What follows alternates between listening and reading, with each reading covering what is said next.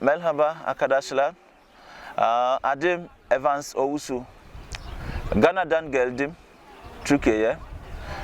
Okumak için geldim. Şimdi GAZİANTEP Üniversitesi'nde okuyorum. Matematik bölümünde okuyacağım çünkü şimdi Türkçe öğreniyorum. Yani bölüm başlamadan önce Türkçe bilmeliyim.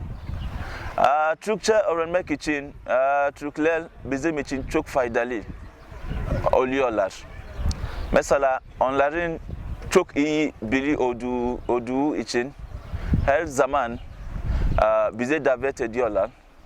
Mesela Türkler seve seve evine bile davet edebilirler.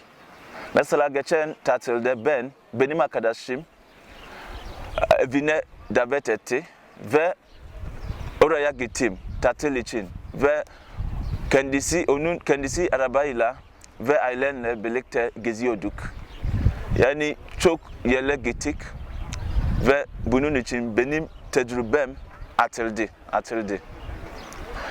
Arkadaşlar, GAZİANTEP Üniversitesi'nde çok uluslararası öğrenciler var. Onun için bazen buluşuyoruz ve çok şeyler paylaşabiliriz. Tecrübemizden paylaşabiliriz. Bunun için evet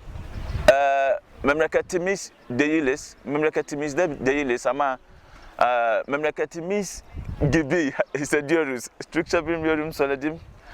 Deniyorum yani. Arkadaşlar, ben Türkiye'ye gelmek için hayatımda çok şey değiştirdi. Mesela çok arkadaş sahip oldum. Şimdi her zaman yalnız değilim. Her şey yolunda yani. Her şey yolunda arkadaşlar. GAZİANTEP Üniversitesi'ne gelecek arkadaşlar, sizi başarılı olmanızı istiyorum.